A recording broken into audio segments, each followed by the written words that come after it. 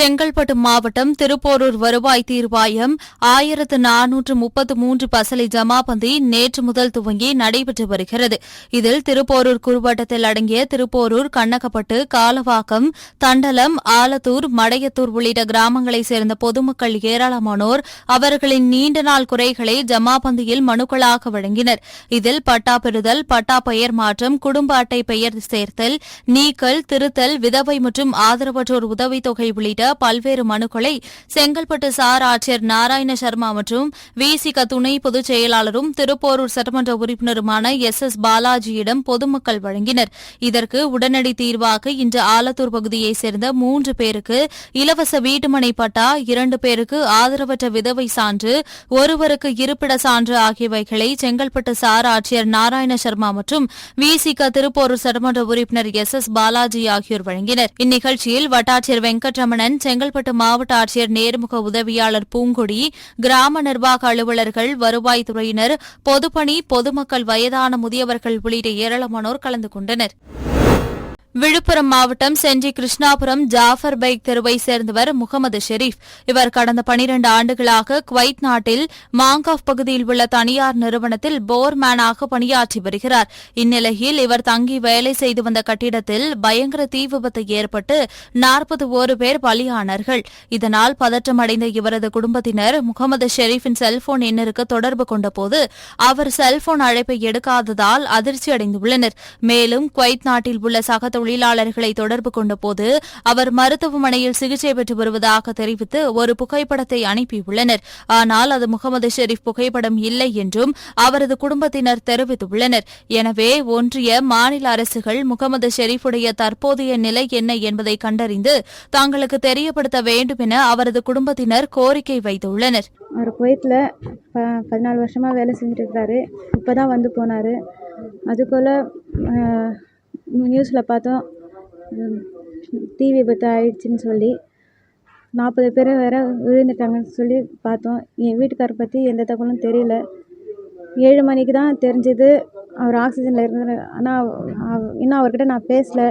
அவர் நான் நல்லபடியாக என்கிட்ட சொன்னார் தான் நல்லாயிருக்கும். இதுக்கு எனக்கு உதவி செய்கிறது எனக்கு தமிழ்நாடு அரசு முதலமைச்சர் ஐயா எனக்கு உதவி செஞ்சால் ரொம்ப நல்லாயிருக்கும். எனக்கு 2 குழந்தைங்களும் இருக்காங்க, பெண் பிள்ளைங்க இருக்காங்க. நான் ரொம்ப ஏழ்மையான குடும்பம்தான்.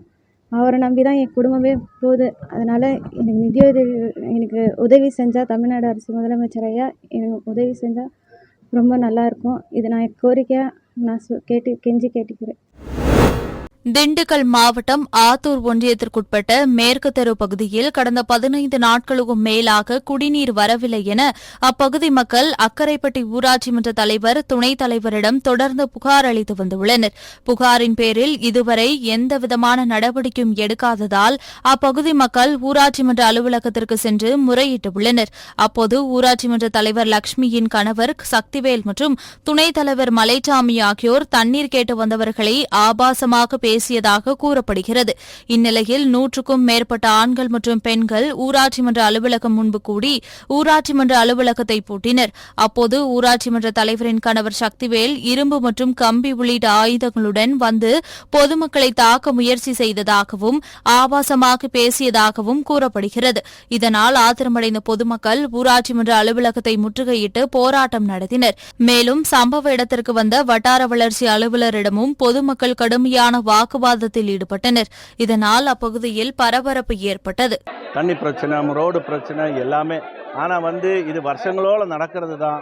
ஆனால் நாங்கள் கம்ப்ளைண்ட் கொடுக்குறவருக்கெல்லாம் கம்ப்ளைண்ட் கொடுத்துட்டு தான் இருக்குது. யாரும் ஒன்றும் கண்டுக்கிறது இல்லை. திருப்பி மக்களுக்கு பிரச்சனை பண்ணி பஞ்சாயத்து போர்டு மக்களுக்குள்ளன்னு சொல்லி பஞ்சாயத்து போர்டு பூட்டிட்டேன். அதுன்னு தலைவர் பிரச்சனை பண்ணி தலைவர் தலைவரோட ஒய்ஃபு தான் இங்கே தலைவர். அவர் கம்பி இதெல்லாம் வச்சு அடித்து உடைச்சி மக்களுக்கு பிரச்சனை கொடுத்தாச்சு. இதுக்கு எங்களுக்கு கவர்மெண்ட் இது ஒரு பொலிட்டிக்கல் கட்சி ஒன்றும் கிடையாது.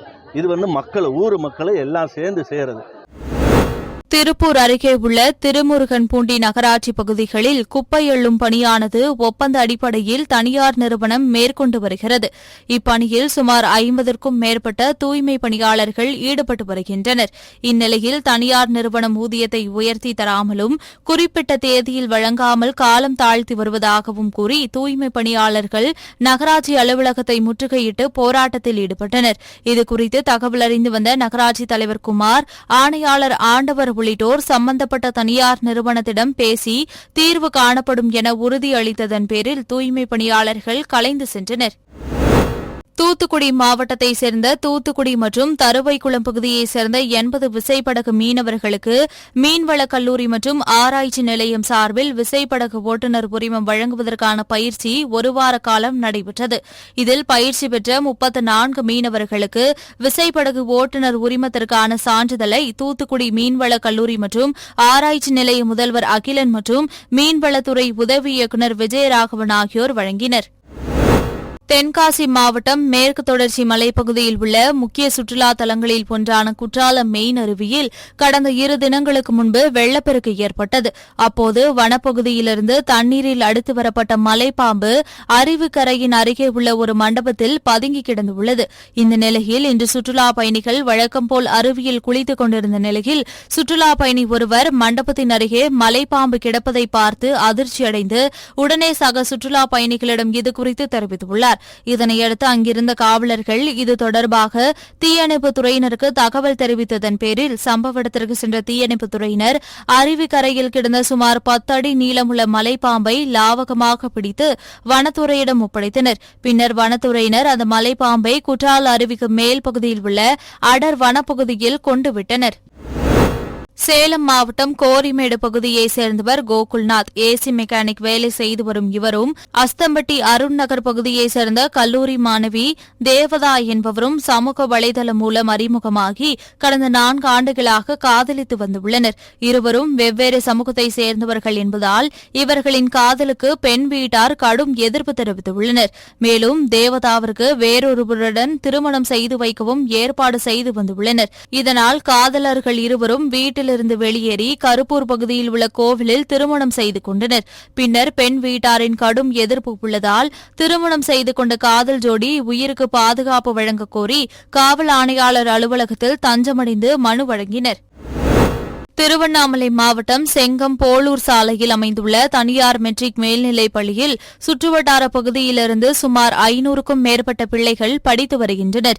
இந்நிலையில் பள்ளியில் சென்ற ஆண்டு கட்டணமாக 7,000 ரூபாய் வசூல் செய்த நிலையில் இந்த ஆண்டு 25,000 ரூபாய் வசூலிப்பதாக கூறி பள்ளி நிர்வாகத்திடம் பெற்றோர்கள் தகராறு செய்துள்ளனர். மேலும் முறையான பதில் அளிக்காத நிர்வாகத்தை கண்டித்து திடீரென பள்ளி எதிரில் குப்பநத்தம் செங்கம் சாலையில் தர்ணா போராட்டத்தில் ஈடுபட்டனர். இதனால் அப்பகுதியில் சுமார் அரை மணி நேரம் போக்குவரத்து பாதிக்கப்பட்டது.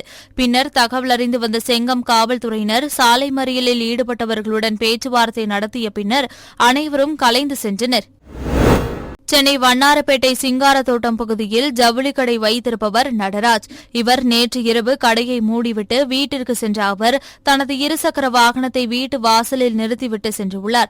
பின்னர் இன்று காலை வந்து பார்க்கும்போது வீட்டு வாசலில் நிறுத்தி வைத்திருந்த இருசக்கர வாகனம் காணாமல் போனது தெரியவந்தது. உடனடியாக அருகிலிருந்த கண்காணிப்பு கேமரா பதிவை பார்த்தபோது மர்ம நபர் ஒருவர் சாவகாசமாக வந்து இருசக்கர வாகனத்தை திருடி செல்வது தெரியவந்தது. இதுகுறித்து நடராஜ் வண்ணாரப்பேட்டை காவல் நிலையத்தில் புகார் அளித்தார். அதன் பேரில் போலீசார் வழக்கு பதிவு செய்து விசாரணை மேற்கொண்டு வருகின்றனர்.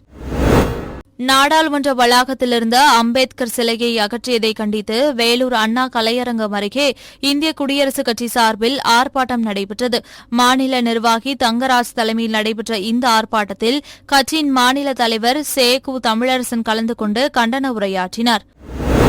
சிவகங்கை மாவட்டம் காரைக்குடி அருகே அமராவதி புதூரில் உள்ள நியாய விலைக் கடைகளில் அரிசி, பருப்பு, கோதுமை, எண்ணெய் போன்ற பொருட்கள் சரியாக விநியோகம் செய்யப்படுகிறதா, சரியான அளவில் எடையிலும் வழங்கப்படுகிறதா என்று மாவட்ட ஆட்சியர் ஆஷா அஜித் திடீர் ஆய்வு மேற்கொண்டார்.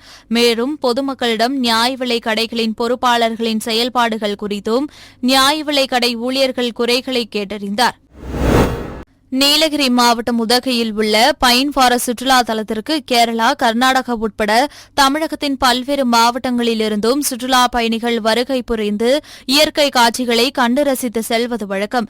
இந்நிலையில் அண்மை காலமாக அப்பகுதியில் புலி ஒன்று முகாமிட்டுள்ளது. குறிப்பாக பகல் நேரங்களில் சுற்றுலா பயணிகள் வாகன நிறுத்தும் இடங்களின் அருகே உலா வருவதையும் ஓய்வெடுத்து செல்வதை பார்த்து அங்கு பணிபுரியும் ஊழியர்கள் வனத்துறையினரிடம் புகார் அளித்துள்ளனர். அதன் பேரில் வனச்சரகர் சசிகுமார் தலைமையில் வன ஊழியர்கள் புலியின் நடமாட்டத்தை கண்காணித்து வருகின்றனர். இருப்பினும் புலி அதே பகுதியில் முகாமிட்டிருப்பதால் சுற்றுலா பயணிகள் எச்சரிக்கையுடன் இயற்கை காட்சிகளை கண்டு ரசித்து செல்லுமாறு வனத்துறை சார்பில் அறிவுறுத்தப்பட்டுள்ளது. செங்கல்பட்டு மாவட்டம் மதுராந்தகம் அருகே உள்ள பெருகருணை கிராமத்தைச் சேர்ந்தவர் மோகனசுந்தரம். இவர் அந்த பகுதியில் வார்டு உறுப்பினராக பதவி வகித்து வருகிறார். இந்நிலையில் இவர் நண்பரின் சுப நிகழ்ச்சிக்கு சென்று பரோட்டா சாப்பிட்டதாக கூறப்படுகிறது. இதையடுத்து வீடு திரும்பிய மோகனசுந்தரத்திற்கு நெஞ்சுவலி ஏற்பட்டுள்ளது. இதனையடுத்து அவரது உறவினர்கள் மற்றும் அக்கம் பக்கத்தினர் ஆம்புலன்ஸ் மூலம் தனியார் மருத்துவமனைக்கு கொண்டு சென்றனர். அங்கு அவரை பரிசோதித்த மருத்துவர் அவர் ஏற்கனவே உயிரிழந்துவிட்டதாக தெரிவித்தனர். மேலும் இதுகுறித்து சித்தாமூர் போலீசாருக்கு தகவல் தெரிவிக்கப்பட்டது. அதன் பேரில் சம்பவ இடத்திற்கு வந்து பிரேதத்தை மீட்டு உடற்கூறாய்வுக்காக மதுராந்தகம் அரசு மருத்துவமனைக்கு அனுப்பி வைத்தனர். ராணிப்பேட்டை மாவட்டம் அரக்கோணம் அருகே மூதூர் கிராமம் உள்ளது. இந்த கிராமத்தில் சுமார் 800க்கும் மேற்பட்ட குடும்பங்கள் வசித்து வருகின்றனர். இந்நிலையில் கடந்த 1.5 மாதங்களுக்கு மேலாக சரிவர குடிநீர் வழங்கவில்லை என கூறப்படுகிறது. இதுகுறித்து மாவட்ட ஆட்சியர் வரை மனு அளித்தும் எந்த நடவடிக்கையும் எடுக்காததால் ஆத்திரமடைந்த பெண்கள் காலி குடங்களுடன் அரக்கோணம் கனகமச்சத்திரம் சாலையில் மறியலில் ஈடுபட்டனர். இதுகுறித்து தகவல் அறிந்து வந்த கிராம நிர்வாக அலுவலர் மற்றும் போலீசார் சமாதான பேச்சுவார்த்தை நடத்தினர். இருப்பினும் வட்டாட்சியர் மற்றும் வட்டார வளர்ச்சி அலுவலர் நேரில் வந்தால் மட்டுமே மறியலை கைவிடுவோம் என கூறி தொடர் சாலை மறியலில் ஈடுபட்டனர். தஞ்சாவூர் மாவட்டம் பாபநாசம் தாலுகா அலுவலகத்தில் மாவட்ட பிற்படுத்தப்பட்டோர், மிகவும் பிற்படுத்தப்பட்டோர் மற்றும் சிறுபான்மையினர் நல அலுவலர் சுதாராணி தலைமையில் வருவாய் தீர்வாய ஜமாபந்தி நடைபெற்றது. இதில் ஐயம்பேட்டை, பசுபதி கோயில், சக்கரப்பள்ளி, வழுத்தூர், வையச்சேரி உட்பட 25 கிராமங்களில் கிராம நிர்வாக அலுவலர்களால் பராமரிக்கப்பட்டு வரும் வருவாய் கிராம கணக்குகளை சுதாராணி தணிக்கை ஆய்வு செய்தார். இதில் ஏராளமான பொதுமக்கள் அதிகாரியிடம் தங்கள் பிரச்சினை சம்பந்தமான மனுக்களை கொடுத்தனர். இந்த ஜமாபந்தியில் பாபநாசம் வட்ட வழங்கல் அலுவலர் அருணகிரி, வருவாய் ஆய்வாளர் ரெஜிலா தேவி உள்ளிட்ட அரசு அதிகாரிகள், கிராம நிர்வாக அலுவலர்கள் கலந்து கொண்டனர். சென்னை அவ்வை நகர் பகுதியைச் சேர்ந்த வழக்கறிஞர் கௌதம் திருவள்ளூர் சாலையில் சென்று கொண்டிருந்தார். அப்போது வழிமறைத்த 5 பேர் கொண்ட மர்ம கும்பல் கௌதமை சரமாரியாக வெட்டிவிட்டு தப்பி ஓடிவிட்டனர். இதில் படுகாயமடைந்த கௌதம் சில மணி நேரத்தில் சிகிச்சை பலனின்றி உயிரிழந்தார். இதனையடுத்து வழக்கறிஞர்களுக்கு பாதுகாப்பு கொடுக்கப்பட வேண்டும் என்று டிஜிபி அலுவலகத்தை முற்றுகையிட சென்றனர். பின்னர் இதுகுறித்து தகவல் அறிந்து சென்ற போலீசார் அவர்களை அங்கிருந்து அப்புறப்படுத்தி தனியார் விடுதிக்கு அழைத்து சென்றனர். முன்தினம் கைதாப்பட்ட வழக்கறிஞர் இளம் வழக்கறிஞர் கௌதம் அவர்கள் திருவாரூர் பகுதியில் மிக கொடூரமாக அவர் மிக சிறந்த ஒரு வழக்கறிஞர். கைதாப்பட்ட நீதிமன்றத்திலே கடந்த சில இடங்களாக மிக சிறப்பான முறையில் பணியாற்றி வந்த ஒரு வழக்கறிஞரை சமூக விரோத கும்பல் எந்த விதமான காரணமும் இல்லாமல் கொடூரமான முறையிலே கொலை செய்துள்ளது. இந்த குற்றவாளிகளை கைது செய்ய வேண்டும் என்று சொல்லி இந்த தினம் நாங்கள் சென்னை உயர்நீதிமன்ற வழக்கறிஞர் சங்கத்தின் சார்பாக மிக பெரிய அளவில் இங்கு போராட்டம் நடத்திக் கொண்டிருக்கின்றோம். திருப்பூர் மாவட்டம் சூரிய நகர் பகுதியில் சுப்பிரமணி என்பவருக்கு சொந்தமான நிலத்தில் குமார் மற்றும் நடேசன் ஆகியோர் நில வாடகைக்கு எடுத்து கூரை அமைத்து பழைய பொருட்கள் சேமிக்கும் குடோன் நடத்தி வந்துள்ளனர்.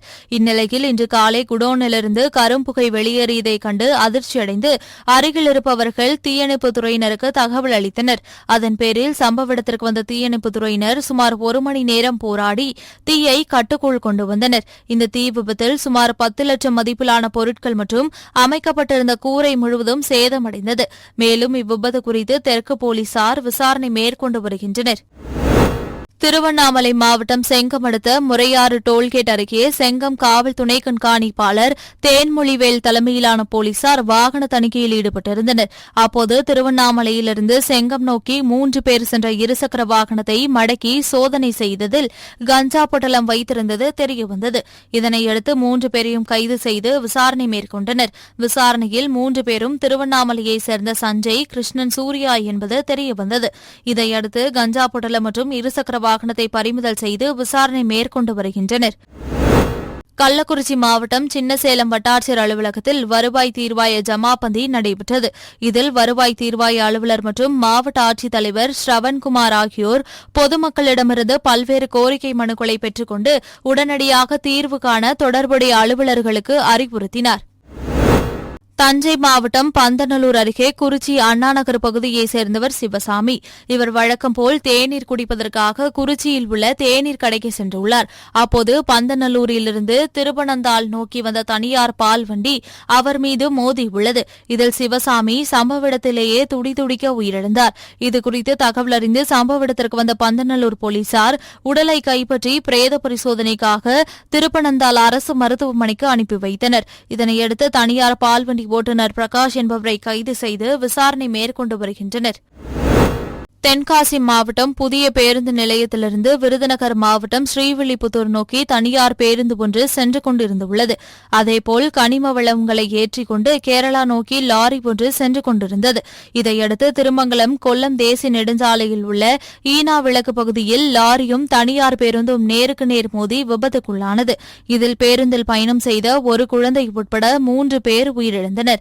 மேலும் படுகாயமடைந்தவர்களை அருகிலிருந்தவர்கள் மீட்டு தென்காசி அரசு மருத்துவமனையில் அனுமதித்தனர். இதையடுத்து காயமடைந்தவர்களை மாவட்ட ஆட்சித்தலைவர் நேரில் சென்று ஆறுதல் கூறினார்.